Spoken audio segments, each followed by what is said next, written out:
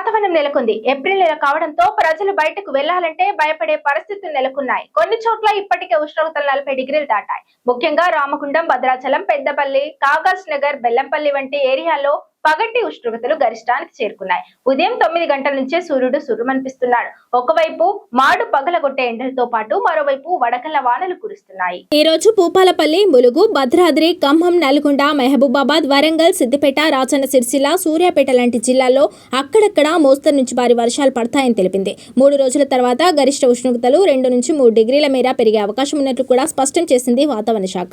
ఈ నెల 10వ తేదీ నుంచి తెలంగాణ రాష్ట్రంలో పొడి వాతావరణం ఏర్పడే ఛాన్స్ ఉందని వెల్లడించింది. ఈ నేపథ్యంలో ప్రజలు అప్రమత్తంగా ఉండాలని కోరింది.